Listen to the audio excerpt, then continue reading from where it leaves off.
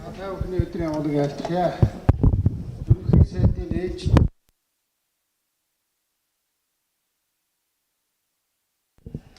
за манай иргэдээс ирсэн саналын дагуу энэ алтойг дандаа ганцаараа яриад байх юм бас одоо салбарынхаа зарим сайд нартаа бас хамт суугаад 30 минутаа хийвэл зүгээр юм гэсэн юм санал ирсэн. Тэгээд дандаач биш байх зүгээр өнөөдрөөс эхлээд сайд юм уу ааглалын дарагч юм уу бас тухайн 7 хоногт манай хэвлэлийнхний эсвэл одоо иргэдийн сонирхож байгаа бас асуултанд хариулах шаардлагатай тийм хүмүүстэйгээ ингээд 30 минутаа хамт хийжээ гэж ингэж шийдсэн. Өнөөдөр удуус эрүүл мэндийн сайд удуул бол оролцож байна.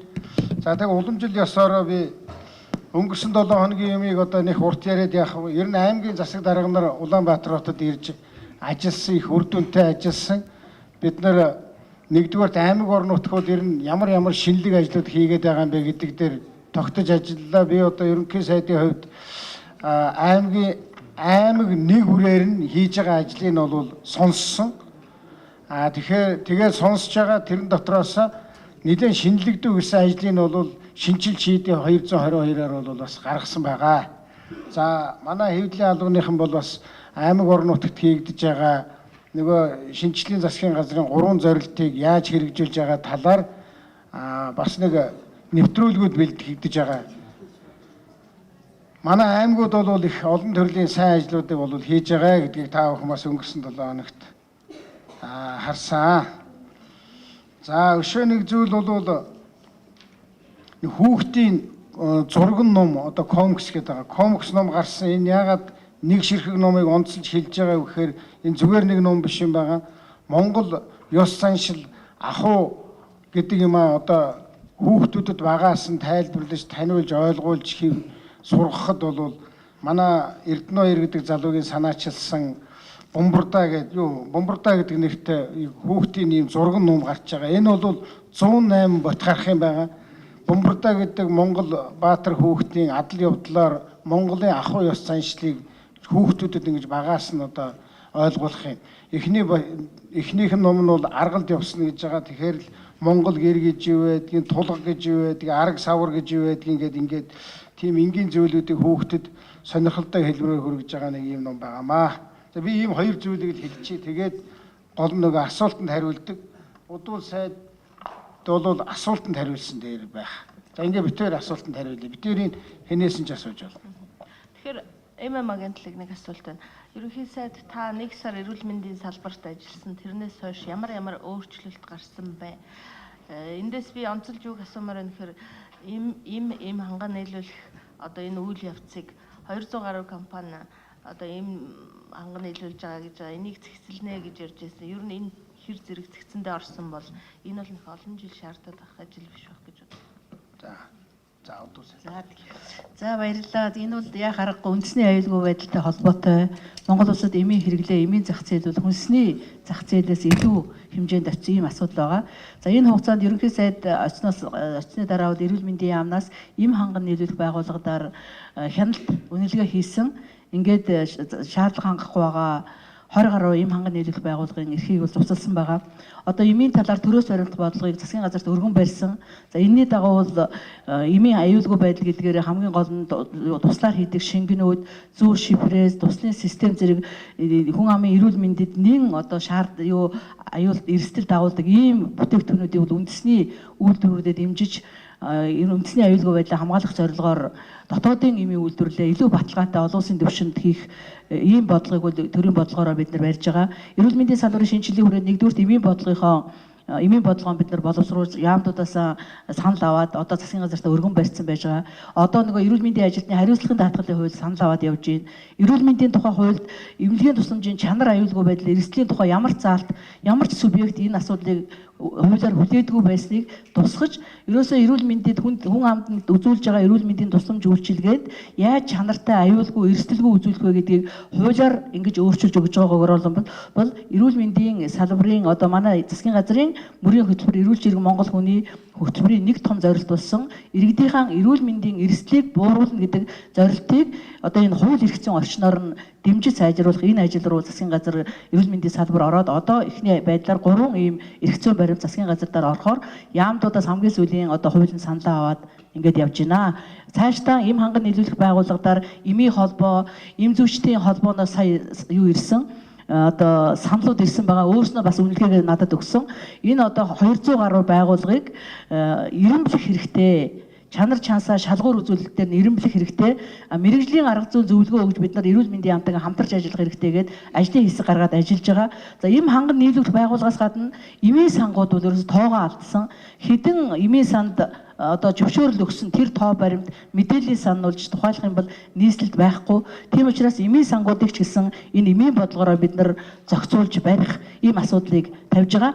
За энэ юутай холбоотой вэ гэвэл нийт шаардлагатай эм гэж байдаг. Ерөөсөө хүн амын зохилон тохиолдож байгаа өвчтөнд хэрэгэлдэг Монгол улсад зөвшөөрөгдсөн нийт шаардлагатай эмийн жагсаалтаа бид нар энэ эм ханган нийлүүлэх байгууллагад байгаа эмийн жагсаалтаар биш, эмч нар яг эрүүл мэндийн эрэлт хэрэгцээ, иргэдийнхээ эрүүл мэндийн эрэлт хэрэгцээнд тохируулж энэ нийт шаардлагатай эмийнхээ жагсаалтыг мэргэжлийн салбар зөвлөлүүдээр бид нар боловсруулж байна.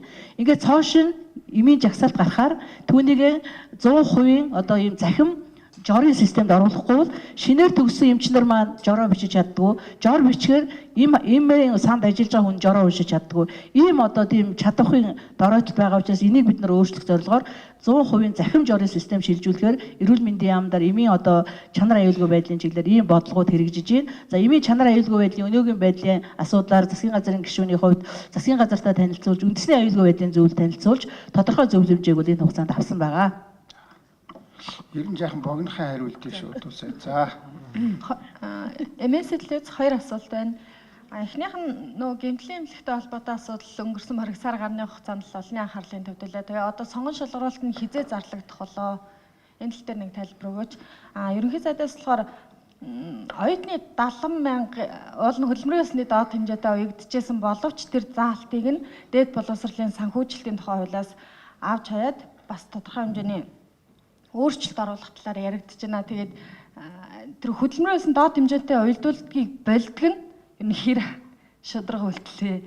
Яг улс орны эдийн засгийн нөхцөл байдал хүнд байгаа ч гэсэн хуулиа өөрчлөөд яж болж байгаа юм болоо. За гэмтлийн эмнэлэгтэй холбоотой асуудал сүүлийн хэдэн 7 хоногт бас орд олон нийтийн анхаарлын төвд байсан. За энэ томилгоо яагаад ингэж томилсон бэ гэвэл эрүүл мэндийн яам бол төрийн амлалтны салбар зөвлөлттэй байдаг. За энэ салбар зөвлөлийг 6 сарын 25-нд төрийн албаны зөвлөл баталсан. За энэ салбар зөвлөлийг баталдаг журам нь бол төрийн албаны зөвлөл ажиллах журмыг улсын хурал баталсан. За ажиллах журмыг үндэслэх төрийн албаны зөвлөл энэ яамдуудад салбар зөвлөө яаж байгуулах вэ гэдэг журамтай. Энэ салбар зөвлөөр бол төрийн албаны салбар зөвлөлийн дарга нарийн бичгийн даргаыг шууд томилох буюу албан тушаал нэрээр нь томилох ёстой. За эрүүл мэндийн яамд бол 9 сарын 27 хүртэл 6 удаа одоо би өөрөө ч уулзсан төрийн албаны зөвлөлийн даргатайгаа 6 удаа төрийн албаны зөвлөлөө баталгаажуулах бичиг өгсөн боловч 8 сарын сүүлчийг хүртэл баталгаажуулах боломжгүй гэдэг бичгийг удаа дараа төрийн албаны зөвлөл өгсөн учраас эмнэлгийн байгууллагуудыг эзэнгүй байлгахгүй тулд за салбарын сайдын хувьд төсвийн ерөнхийлөн захирагчийн хувьд бол төсвийн менежер байгууллагын даргаан бол шууд томилж эзэнжүүлсэн байгаа. За одоо бид нар төрийн албаны зөвлөлтөйгөө дахиад ажиллаж байна. 6 дахиад бичгээ явууллаа. Энэ хуулийнхаа дагуу их хурлын одоо баталсан журмынхаа дагуу салбар зөвлөлийг байгуулах журмынхаа дагуу манай салбар зөвлөлийг нэн даруй байгуулж өгөөч. Бид нар сонгон шалгаруулалтаа явуулж гэмтлийн эмнэлгийнхаа даргыг нэн даруй одоо сонгон шалгаруулалтаар тавьмаар байна гэдэг хүсэлтэй бол тавиад одоо хамгийн сүүл 6-ны өдөр бичгээ өгсөн байж байгаа. Ингээд салбар зөвлөл албан ёсоор хууль журмын дагуу баталгаажсны дараа гэмтлийн эмнэлгийн даргыг сонгон шалгаруулалтаар томилно. За энэ ер нь одоо манай шинжилгээ засгийн газар цаашдаа эмнэлгийн дарга марга томилдог юмдаа салъя гэж. Тэр өөрчлөлт шинжилгээ хий. Ер нь одоо сайд эмнэлгийн дарга томилно гэж ингээл явж яадаг чинь үндсээрээ буруу тогтолцоо байгаа. Тэгэхээр энэ бидний эрүүл мэндийн салбарт хийх нэг шинжилгээ бол тэр эмнэлийг бие даагаал юмаа хийдэг болгох гэж байгаа. 70 мянга дээр болохоор ийм шүүмжлэлд өртөөд байна. Та нарт тийм шүүмжлэл таарч ийн үгүй юу? Энэ хавтгаарсан юм а болооч гэж. Хавтгааруулаад байх. Одоо тэгэл оюутан нэртэй хүн бүхэн 70 мянга авдаг чи ер нь буруу. Дээр үед бол одоо ингээ сайн сурсан нарай. Хуучин бол одоо арай гайгүй сурсанд нь арай илүү өгчдөг.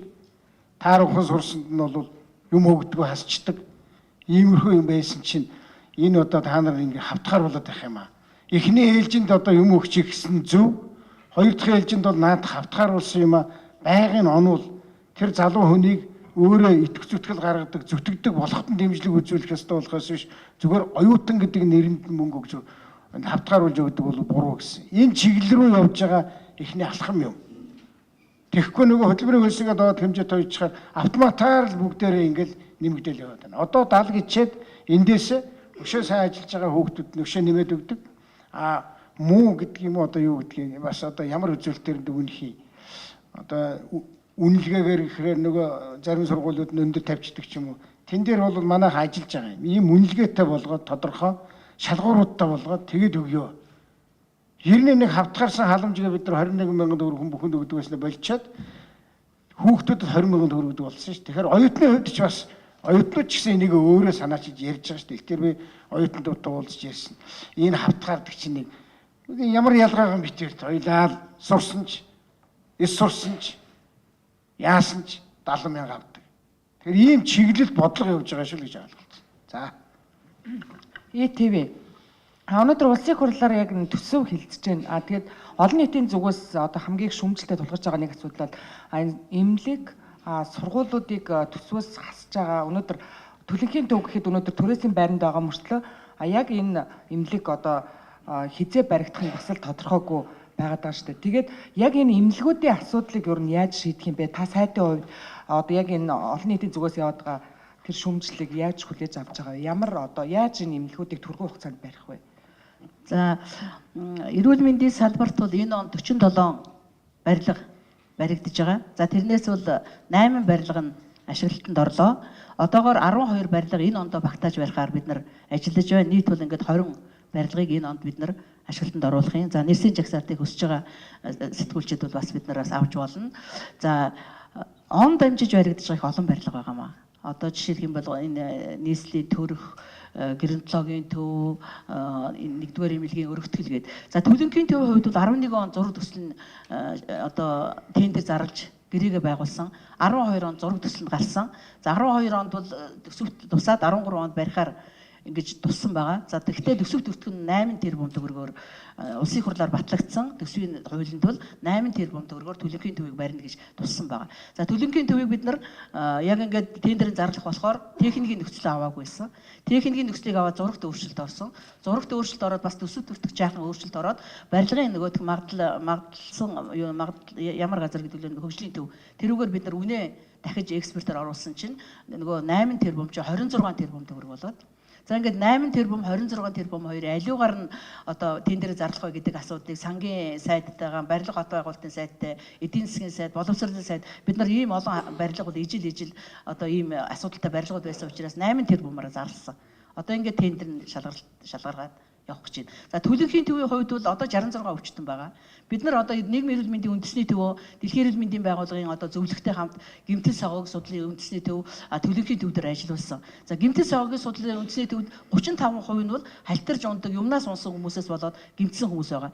Хэрэг бид нар энийгээ бууруулж чадах юм бол гэмтлийн их олон асуудлыг сэргийлж чадна. Хоёр дахь нь болохоор хүн хоорондын хүчирхийлэл 15% нь нэг хувтгалдаг, зоддог. Гурав дахь нь болохоор авт замын осол гэсэн. Ерөөсө гэмтэл үүсгэж байгаа 3 шалтгааныг бид нар өршөөл сэргийлэх замаар 30% бууруулна гэдэг зорилтыг эрүүл мэндийн яам бариад эх он гэхэд энэ эмгэгийг 30% бууруулах зорилтыг тавьж байна. Одоо нийгмийн эрүүл мэндийн үндэсний одоо төв бол энийг одоо манлайлаад явна. Хоёр дахь нь төлөнхийн асуудал гэж байгаа.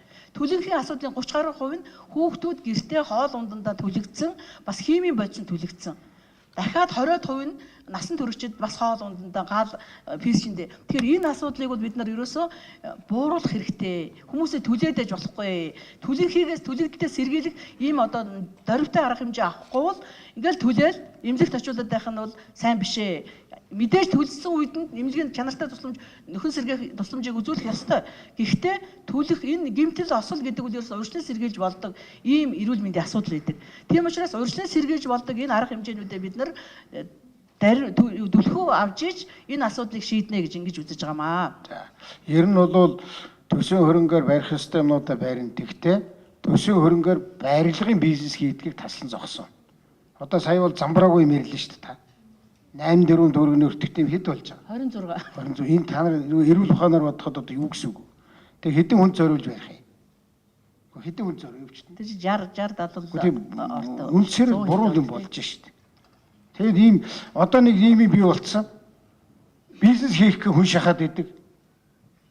Тэгээд засгаа шүүмжлээд тийм байшин барьсангүй гэд. Яах гээд байгаа тэгээд тэр гэмтлэгээ болнис янзал оруулчихсан л үсттэй.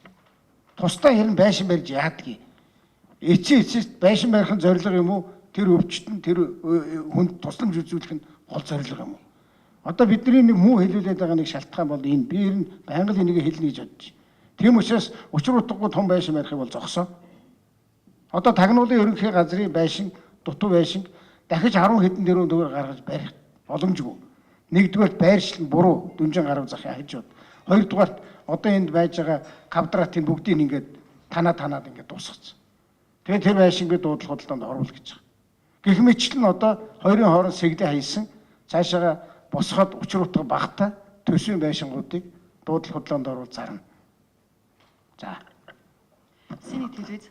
Тэгэхээр эх жил засгийн газар 280-ийн бонд гарна гэсэн мэдээлэл байна. Энэ бодтой мэдээлэл нэгдүгээрт хэрвээ ингийн бол дотоодын нийт бүтээгдэхүүний 39%-аас хэдрэхгүй гэдэг чинь зөрчил тийм шүү гэсэн асуулт. Одоо юу байгаа штэ 5 тэрбум Америк доллар гаргана гэж их хурлын тогтоолтоо тэрнээсээ бид нар 1.5-ыг гаргацсан. Одоо 3.5-ыг гаргана. 3.5-ыг бид нар юу гэж бодсон гэхээр эх жилийн 2-ыг гаргачихъя гэж бодсон. Тэгэхээр 2 тэрбум их хурл зөвшөөрсөн шүү дээ. Тэгэхээр 3.5 биш 2-ын эх жил 14 онд гаргах юм бол мэдээж манай нөгөө гаднаас авж байгаа зээлийн хэмжээ нэмэгдэж байгаа 40%-ыг 50% рүү л очино. Тэр бас тийм их эмгэнэлттэй зүйл биш. Ганцхан авсан мөнгө үр дүнтэй л зарцуулах нь чухал. Айлч гэсэн хажуу айлаасаа нэг хэдэн төгрөг аваад жах юм хийгээ бүтээгээд өөрөө юмтай болоод буцаагаад зээлэд төлчихдөг шүү дээ. Ийм л схемэр явах юм байгаа. Тэр зарим сонин дээр харагдчихжээ л шүү дээ. Бусад улсуудын өөрийн хөв хэмжээ. Тэгэхдээ муу юм дуурайгаад хэрэггүй л дээ. Америк ч нүгэн сайн улс шүү дээ. Тэднийх 200%-тай энэ төр зохиож явна л шүү дээ. Тэгэхээр бид нэг муу жишээ аваад яах вэ? Тэгэхдээ бас тэрнээс нэг айд сандарцгаагаад бас нэг 5 төгрөг аваад бүтээн байгуулалт хийчих юм аа бас хаагаад яах вэ? Ийм л хоёр өмнө завсар явж байна. Шинэ хэллүүз. Үйлдвэрчний хөвлийн албанаас бол маргааш цалин тэтгэврийг 40 хүртэл хувиар нэмэгдүүлэх хийх шаардаад одоо чагсаал зохион байгуулах талаараа мэдээлсэн байгаа. Өчигдөр 3 талд хэлэлцээр хийн гэжсэн ямар нэгэн үр дүнд хүрсэн болов? Хүрч байгаа гэсэн сая Санжибтүү сайд орж ирээд надтай уулзаад гарлаа. Тодорхой хэмжээгээр үр дүнд хүрж байгаа. Энэ нэг нь тэгээ шаардаад нөгөөх нь шаардуулаад байхаар чинь биш л дээ. Нийгэмд бол тийм ойлголцол бий болох ёстой. Шинжлэлийн засгийн газрын барьж байгаа байр суурь бол цалин тэтгэвэр тэтгэмжийг нэмэгдүүлнэ. Тэгтээ тодорхой 200 тэрбум төгрөгөөр нэмэгдүүлнэ. Хинд хэдээр нэмэгдүүлэх үү, хэдэн сарын хэднээс нэмэх үү гэдгийг ил зарлахгүй. Тэгж байж хүндээ наалдсан нэмэгдэл болж хувирна. Тэгэхгүй бол юмны үнийг өсгсөн нэмэгдэл болж хувирна.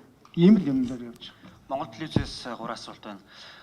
Төрөөс 2017 оныг газрын цэцний бодлогын баримт 2011 онд батсан. Үүнд шатдаг занарын асуудал бас орсон байх ёстой. Тэгэхээр яг шатдаг занарын одоо үйлдвэрлэлийг байгуулах асуудал ямар хуу шатанд байгаа. Хоёр дахь асуудал манай улсыг бол агаарын хөтлөг оруулахад бас нэг хүчин зүйлс бол хуульчирсан автомашины дугуйнууд эзэлж байгаа гэдгийг бол иргэдийн зүгээс хэлж байгаа. Тэгэхээр гол нь импортоор хуульчирсан дугуйнууд нэлээд орж байгаа. Үүнийг бол барилгын компаниуд иргэд бас төлснээс агаарын хөтлөгийг бас бууруулах нэг хүчин зүйлсээ гэдгийг бол хэлж байгаа. Гурав дахь асуудал 2 сайдаас соёлын гасны асууя. За манай улсын нийгэмд бол бас нэгэн томоохон хүчин зүйл архитект газар авсаа. Энэхүү асуудлыг ямар хөө шатнд бодлогын шийдэж байгаа.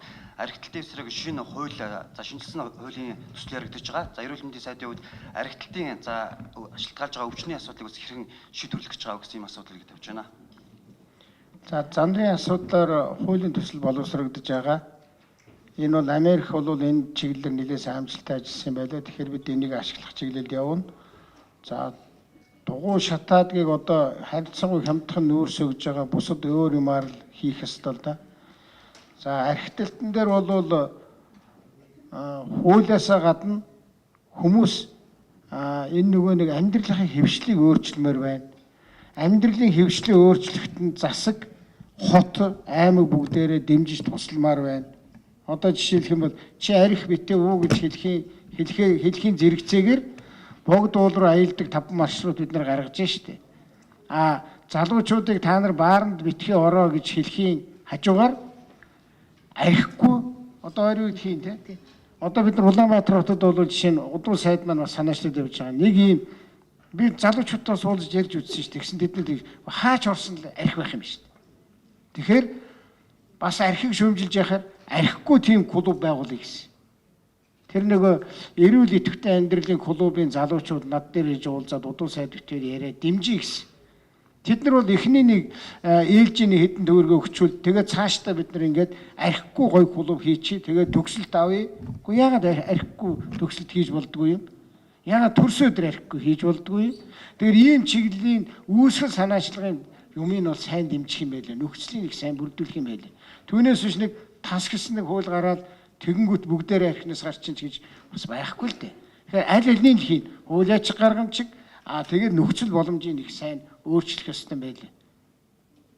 За би нэмээд архитектор хэлэхэд архитект бол үнэхээр өнөөдөр халдвар тус өвчин, бусад өвчний гол шалтгаан бас их том нийгмийн асуудал болчиход байгаа. Ялангуяа манай улс бол илэгний хор тавдраа дэлхийд нэгдүгээрт орж байгаа. За тэрний ихэнх нь бол архины шалтгаантай хор тавдар байдаг. Тийм учраас эрүүл мэндийн яам бол архитекттай тэмцэх үндэсний хөтөлбөр гэдэг ийм хоёрдугаар хөтөлбөрийг ерөнхийлөгчийн одоо зарилгаар эрүүл мэндийн сайд ахлаад ийм хоёрдугаар хөтөлбөр боловсруулах ийм ажлын хэсэг гараад хоёрдугаар хөтөлбөрийг гаргаад ерөнхийлөгчийн тамгын газарт бид нар өргөн байсан. Тамгын газараас бол эргээд манай яамд ингээд саналаа аваад засгийн газар өөрснөө санаачлаад яв гэдэг хөтөлбөр бол одоо бэлэн болоод яамдуудаа саналаа авж байгаа. Одоо засгийн газараар оруулж батлуулах ийм хөтөлбөр бол бэлэн болж байна. За архитектурын эсрэг саяны ерөнхий сайдын хэлснээр тэр архигүй диско гэдгийг бол эрүүл мэндийг дэмжих сангаас энэ жил бид нар дэмжиж хийж байна. За мөн архинаас гарсан залуучуудтай бол эрүүл мэндийн сайдын хувьд олон удаа уулзаж тэр хүмүүсийн тэр туршлага, тэр хүмүүсийн нөлөөллийг бусад хүмүүст нөлөөлөх нөлөөллийг бол их харж олон одоо арга хэмжээнүүдийг хийж байна. Түүнээс гадна архитект энэ тамхи идэвхгүй одоо энэ хөдөлгөөнгүй амьдрал бас стрессийн эсрэг эрүүл амьдралын 5 жорыг бол эрүүл мэндийн яамнаас баталж нарны гүйлт, нарны алхалт, нарны одоо дасгал гэдэг янз янзын шин жоруудыг нэвтрүүлсэн байгаа. За хамгийн сүүлд өвчлөлттэй архитектуртай холбоотой өвчлөлтөд яаж тэмцэх гэж байна гэж байна. Эрүүл мэндийн яамнаас илэгний хор тавдрыг эрт илрүүлэх скрининг шинжилгээг одоо эрүүл мэндийн даатгалтай мөртөө ерөөсөө эрүүл мэндийн даатгал авдаггүй хүмүүс байгаа шүү дээ. Тэр хүмүүсийн одоо тэр мөнгийг ашиглаж нийт ард иргэдийн дунд тодорхой одоо тийм эрсдэл хүчин бүлгийн дунд хийж хор тавдрыг эрт илрүүлэх ийм үндэсний хэмжээний үйлчилгээг хийх ажил дээр одоо төсөл боловсруулад хавдар судлалын үндэсний төвтэйгээ сууж байна. Хэрвээ хавдар бол эрт илрүүлэх юм бол эмчилэгддэг өвчин. Харамсалтай нь манай өвчтнүүд хамгийн сүүлийнхаа шатанд олон эргэтэнд үсэрхийлсэн үедээ очоод эдийн засгийн хувьд, эрүүл мэндийн хувьд үр дүнгүй тийм үед эмнэлэг дандаад энэ бол өхөл өндөртэй байгаа. Тийм учраас энээс сэргийлж илгэний хор тавдрыг илрүүлэх үндэсний хэмжээний ийм одоо илрүүлгийн үйлчилгээг хийхээр төсөл боловсруулагдаад явж байна. Сайн байна ерөнхийдөө. Эгэлтлээс хоёр асуулт асууя. 27 дугаар сүлжлээд Ой за энэ асууж дараа нь 2014 оны төсвийн төсөл дээрээс ганц нэг тодруулж асуух юм а. Одоо 2014 оны төсвийн төслийг хөрөнгө оруулалтын жагсаалт дотор яг өмнөх онууд шиг юм зөрүүтэй юмуд бас нэлээд байна. Жишээлбэл чиглэлтэй дүүргийн 1000 ортой спорт хорог 4 тэрбумаар барина гэж ах Сүхбаатар дүүргийн бас адилхан 1000 одоо суудалтай тийм спорт зохицолборыг 9 тэрбум гэдэг юм. Үндсэн дээр 5 тэрбумын зөрүүтэй. Иймэрхүү юмуд нэлээд байна. Тэгэхээр энийг бас яах вэ? Яаж чиглэх вэ гэдэг асуудал. Хоёрт нь төсвийн төслийг боловсруулахдаа нүүрсний экспортыг 30 сая тонн гэж авсан байна. 2013 онд бол 20 сая тонн экспортлно гэж тэрэндээ бол хүрээгүй байж байгаа. Тэгэхээр 14 онд 30 сая тонныг экспортлно гэдэг чадамж нь яаж гарч ирж байгаа юм бэ? Долларын ханшийг 1300 хэд гэж бас авсан байна. Бутархаатай ингэж авсан байна. Гэтэл өнөөдрийн долларын ханш бол хамаагүй өөр түвшинд байгаа. Энэ зүйлүүдийг тайлбарлаж өгч байгаа. Гуравт нь зүгээр эдийн засаг судлаачид за бас ерөнхий сайд байсан хүмүүс ингэ шүүмжлээд байгаа. Юу гэхээр Монгол улс бол гадаад өрөө хэтэрхий бол өндөр түвшинд тавьж байгаа. Нөгөө талаасаа хөрөнгө оруулалт буураад байгаа нь бол аюултай тохоо. Энэ дээр бол зүгээр өрийн нэгдсэн удирдлага гэдэг юм а засгийн газар бол өөрөө сайн барьж явах хэрэгтэй гэсэн ийм зөвлөгөө өгöd байгаа л да. Энэ дээр та ямар хариулт хэлэх вэ? Тэр төсөв төрөлтгөн зөрөөтэй байгаа юмнуудыг бид нар цэгцэлнэ. Их хурлч хэлсэн төсөв төрөлтгөөд нэг зөрчсөн юмнуудыг бол буцаая гэж ингэж ярьсан байгаа. Тэгэхээр буцааж аваад засаг руу өгөөд бид нар тэн дээрээ бас дахиж ажиллах шаардлагатай. Одоо шинэ таны хэлж байгаа шиг хоёр ойролцоо төсөөтэй хоёр юм 5 тэрбумын зөрөөтэй л өгж шít. Энэний ч л авилгагдсан гэж хэлээд байгаа шүү дээ бид нар. За 30 сая тонн бол ер нь нэлээд боломжийн хэмжээний тоол доо. Одоо нөгөө ердөө өсөлтөөр бол энэ жил бол нэг 25-6 саяд хүрэх ёстой юм. Тэгээд нөөцний үн жаахан бага байсан учраас байна. Гэхдээ 30 таа бол ирэх жил бол хүрнэ. Төмөр зам маань дараа жилээс бол үндсэндээ ашиглалтанд орно шүү дээ 14 онд багтаж. Долларын ханшин дээр бол харин ярих л хэрэгтэй гэж юм л их хурл дээр яг хуу тэгтээ цаашдын нөгөө төлөв нь бол бас их өндөр байхгүй байхаар төлөвтэй юм л да. Тийм учраас тэгээ тавьчихсан 14 онд бол юмнууд нь валютын ханшнууд нэлээд тогтворчих юм хандлагын болно. Ганцхан тоон хэтэрхий бага байна гэсэн шүүмжил гарч илаа. Тэрнийг манай эдийн засгийн яам дахиж ярихаар болсон. Өөрийн хувьд бол би тийм л бодолтой шүү дээ. Та яг хүн хүний бодол өөр юм чинь. Монголчууд бол юунаас санаа зовдөг гэхээр өртөө хүн өөдөлдгөө өттэй мал таргалдаг өвнөөс айгаад байгаа. А угтаа бол ерөөсөө бас тодорхой хэмжээний зээл авав. Зээл чинь бол бас өөр гэж үзэж болохгүй л дээ. Одоо би өөрөөс ч мөнгө зээлчихэд 100,000 цаас зээлчихэд би хугацаанд төлж чадахгүй бол өөр болж байгаа. А зүгээр авчихад бол зээлч авдаг шүү дээ. Хин хоорондоо бид нар түмэн янзын зээл өгч авалцдаг. А хугацаанаас хэтэрхээр л өөр болчихдээ. Тийм учраас энэ бол миний бодол бол дотоодын нийт бүтээгдэхүүний нэг 50% энэ төр дээр байхад бол нэг тийм их тийм эмгэнэлтэй юм руу очихгүй л дээ. А ганцхан зарим улсууд ингэсэн байлаа. Би бас өнгөрсөн 7 хоногт мэдээлэл хийсэн шүү дээ. Зарим улсууд хаднаас ингээд зээл авчиад халамж руу өгсөн байлаа. За тэр бол яаж амьдрдаг улс юм мэдэхгүй. Нөгөө грек маягийн улс чинь тэгж бий болж дампуурч байгаа юм. А манайх чинь бол гаднаас авсан зээлээ бүтээн байгуулалт руу хийж байгаа. Тийм учраас энэ бол хоёр өөр юм аа гэж хэлж байна. Сайн байна уу ерөнхий сайд 25 дугаар зөвлөлөөс 3 асуулт байна. Нэгд нь та валютын ханшийг хөөрөгдсөн хүмүүсийн нэрсийг зарлана гэж сар гарангийн өмнө хэлжсэн. Тэр хүмүүсийн нэрсийг зарлах боломжтой бол ямар нэрээ? Валютын ханшийг хөөрөгдсөн хүмүүсийн нэрсийг зарлана гэж хэлжсэн. Эдийн засгийн хөгжлийн сайд ч гэсэн чуулган дээр хэлжсэн. Энийг хэлж өгөөч. Хоёрт нь болохоор өчигдөр бас төсвийн банкны орон дээр зам тээврийн сайд эдийн засгийн банкны орооны даргад бас төсвөө тусад нь оруулж ирэх хүсэлт гаргаад нэлээ маргаан тэгсэн. Та зам тээврийн сайдтай уулзсан. Энэ тал дээр бас нэг тайлбар хийж өгөөч. Гуравт нь болохоор Монгол улс яг нарийн төмөр зам барих гэдэг нь үү? Өргөнийг барих гэдэг нь үү? Та ер нь засгийн газрын бодлогыг нэг хэлээд өгөөч. За. Хөөрөгдсөн хүмүүсийн нэрсийг хөөрөгдсөн хүмүүс компанийн нэрсийг зарлана болоогүй байгаа. Ажил нь явж байгаа. Зам тээвэр ганц үг сайд дээр засгийн газар дээр арга хэмжээ авнаа. Монгол улс сайдын төсөв баталдаггүй. Монгол улс засгийн газрын нэг ширхэг төсвийг баталдаг. Одоо тэгээд засгийн газар дээр яриад төсөв өгсөн байхад хажуугаар нь төсөв өгнө гэж бол байхгүй учраас арга хэмжээ авнаа. Сайд дээр ямар арга хэмжээ авдгийг хуулийн хараг хэлсэн байна. За нарийн нэг бариад байгаа ер нь бол улсын хурлаараас баталсан нь бол ингэж баталсан шүү дээ. Цаашдаа бол том магистрат шугамуд бол өргөн байна л гэж баталсан. Харин ганцхан өгүүлбэр экспортод шууд гардаг төмөр зам өргөн байх уу, нарийн байх уу гэдгийг засгийн газар улсын хурлд оруулж шийдвэрлүүлнэ л гэж.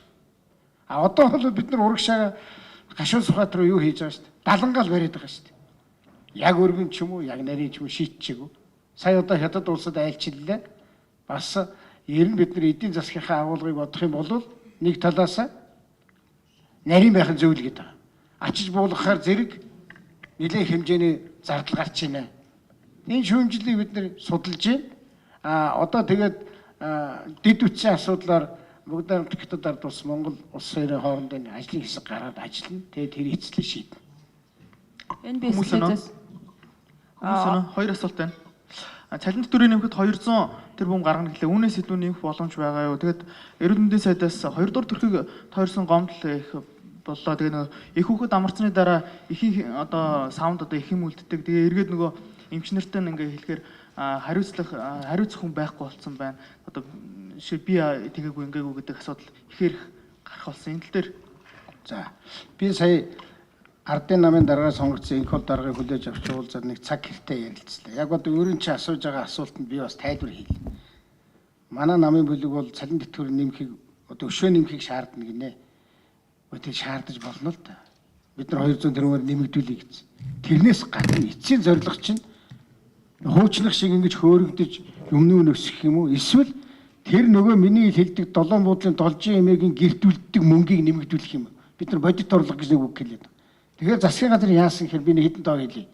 Нэгдүгээрт Улаанбаатар хотын 180 мянган айлд бид нар нэг жил 600 мянган төгрөг хэмж байгаа. Нүүрснийх нь нөгөө үнийг хямдруулснаар. Тэр айл 600 мянган төгрөгөөр өөр юм хийх боломж өрдүүлж байгаа. 180 мянган өрхийг ярьж юм энийг. Хоёрдугаарт 50 төгрөгөөр бензин хямдарснаас болоод машинтай нэг нөхөр бол жилдээ 200 орчим мянган төгрөг хэмнэж байгаа.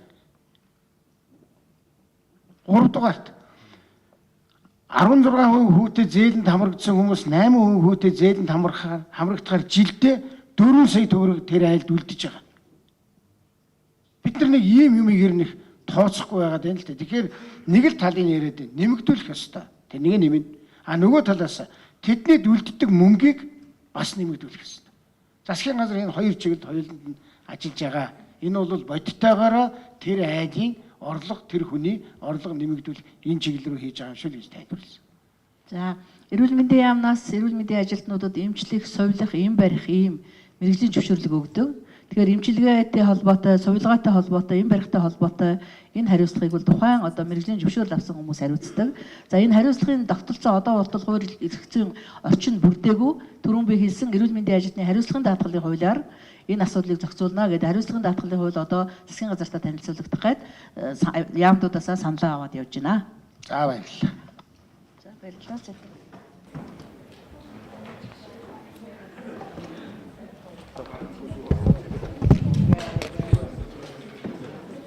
Ширлчгүй надад одоо